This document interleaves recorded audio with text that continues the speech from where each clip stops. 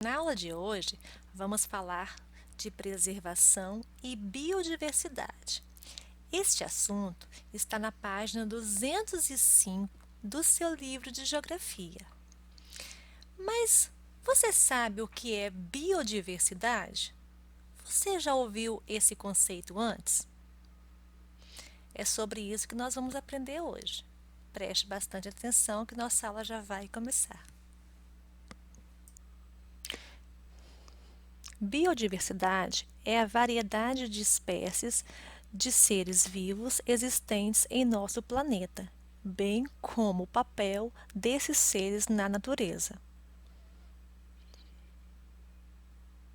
Nosso país é considerado mega diverso. Há uma grande variedade de espécies da fauna e da flora, compondo importantes ecossistemas que nos proporcionam um dos melhores climas do mundo, água pura em grande quantidade, terras férteis e paisagens paradisíacas. O consumo exagerado de recursos naturais, a produção de energia e a poluição afetam os seres vivos. Todos os seres vivos estão, de alguma forma, interligados, portanto, a extinção de algum deles afeta diretamente todo o ecossistema.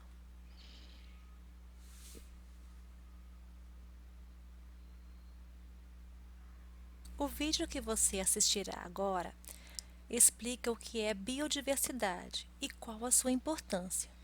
Esse vídeo está no seu livro digital de Geografia.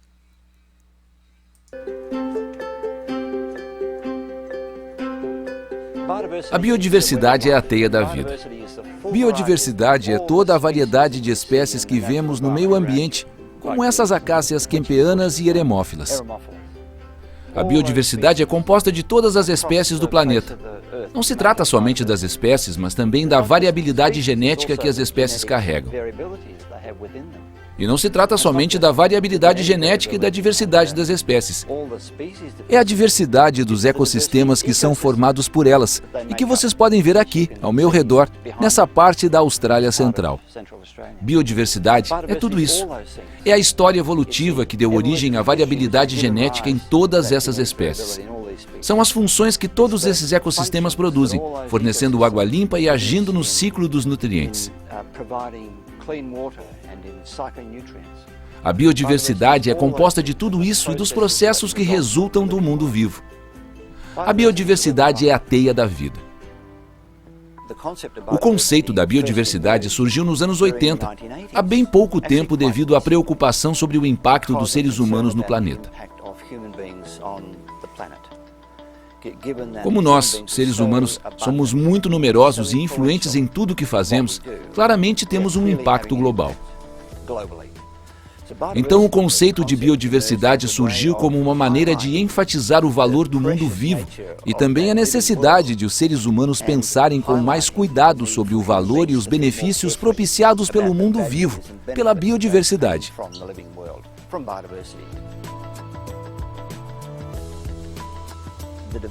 A diversidade de vida, as diversas formas dos seres humanos de valorizá-la são tantas. Eu penso que existem pelo menos 5 categorias de valores que precisamos levar em consideração quando perguntamos, ou melhor, respondemos à pergunta: por que a biodiversidade é importante? E a primeira categoria é óbvia: o valor econômico.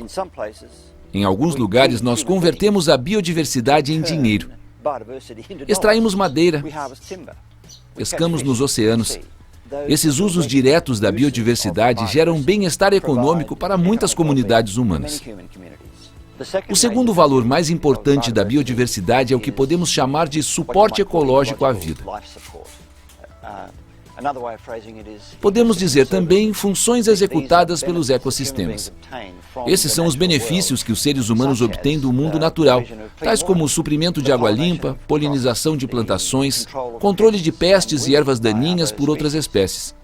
O terceiro é essencialmente cultural, ou seja, o mundo à nossa volta tem influência sobre nossa opinião acerca do nosso país.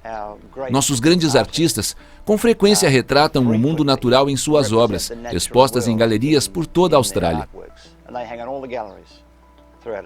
incluindo, devo dizer, as obras dos pintores aborígenes, que são fortemente influenciadas pelo que chamamos de biodiversidade. Todos nós, australianos, reconhecemos, especialmente quando temos a oportunidade de viajar para fora do continente australiano, o impacto do cheiro das folhas do eucalipto quando finalmente voltamos para casa.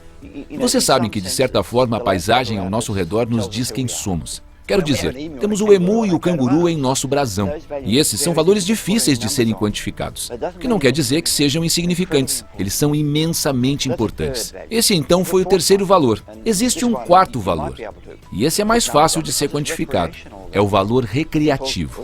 As pessoas adoram estar perto da natureza para recarregar as baterias. Não importa se é uma trilha difícil na Tasmânia, ou apenas uma tranquila observação de pássaros em um campo próximo a uma represa, ou uma corrida perto de um lago de Canberra, ou Sydney ou Melbourne. O quinto valor, que eu deixei para o final, é o valor científico. Pode parecer um pouco de preciosismo dizer isso, mas é verdade. A biodiversidade australiana é única no mundo. Não há nada igual no mundo. Devemos dizer que existe também um sexto valor, que podemos descrever como o valor negativo, o aspecto desagradável da biodiversidade em relação aos seres humanos. Você não vê muitas pessoas defendendo o direito à vida do parasita causador da malária ou do vírus da varíola. Na Austrália, muitas pessoas têm medo dos crocodilos, e com razão. Então há uma parte do mundo natural que tememos, e isso está presente em todas as sociedades.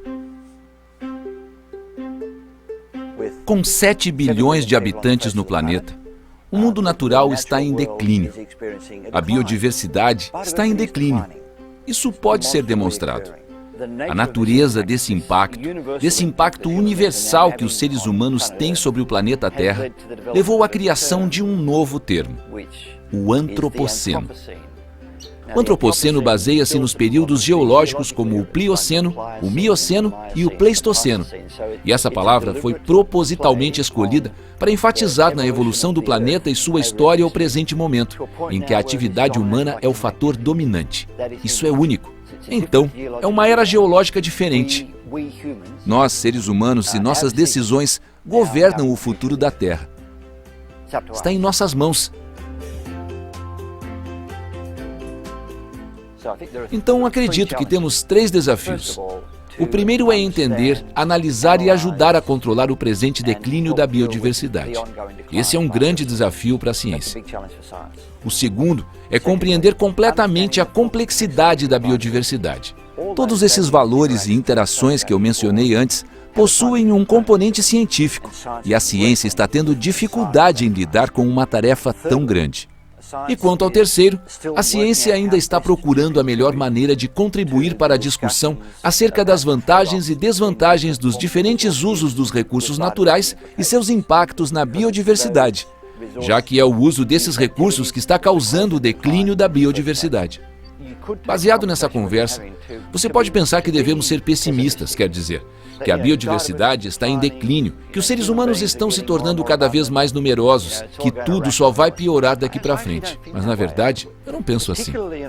Temos muito do que nos orgulhar, especialmente na Austrália, onde muitos setores da nossa sociedade estão prontos para lidar com esses problemas. Não temos uma experiência muito positiva na nossa sociedade em termos de diálogos sociais e debates políticos necessários para que essas coisas sejam levadas em conta.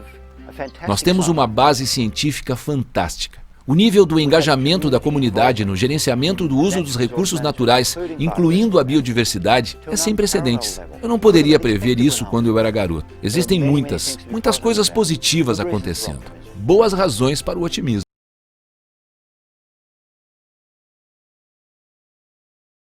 Desenvolvimento sustentável é o desenvolvimento capaz de suprir as necessidades da geração atual sem comprometer a capacidade de atender às necessidades das futuras gerações.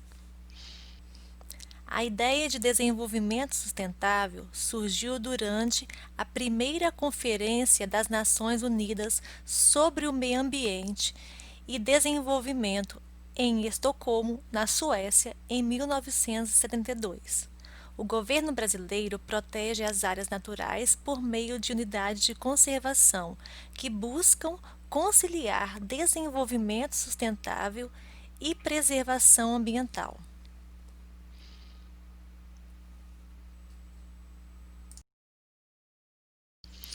As unidades de conservação são áreas com características naturais relevantes, criadas e protegidas pelo poder público com o objetivo de proteger a fauna e os recursos hídricos, o solo, as paisagens, os processos e os serviços ambientais. As unidades de conservação também contribuem para o desenvolvimento sustentável, para a manutenção dos modos de vida e da cultura de povos e comunidades tradicionais. No Brasil, o Sistema Nacional de Unidade de Conservação da Natureza divide as UCs em dois grupos: as de proteção integral e as de uso sustentável.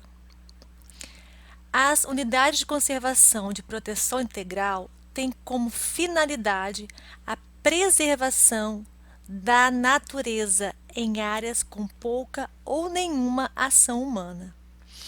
Nessas unidades de conservação, só é permitida a utilização indireta dos recursos naturais, como, por exemplo, em atividades de educação ambiental, pesquisa científica e, em alguns casos, visitação pública e ecoturismo.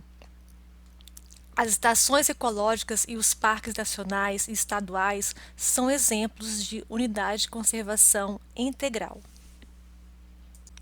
Nas unidades de conservação de uso sustentável, a conservação da natureza é conciliada com o uso sustentável dos recursos naturais. Atividades extrativistas e ecoturismo são exemplos de atividades que, se realizadas de forma sustentável, contribuem com o objetivo de preservar a biodiversidade e garantir a existência dos recursos naturais ambientais renováveis. Para fixar esse conteúdo que nós vimos hoje, você deverá resolver os exercícios da página 206, questões número 2, 3 e 4. Qualquer dúvida, poste no AVA ou então anote para tirar em nossa aula no Teams. Fiquem com Deus, um beijo e até a próxima aula.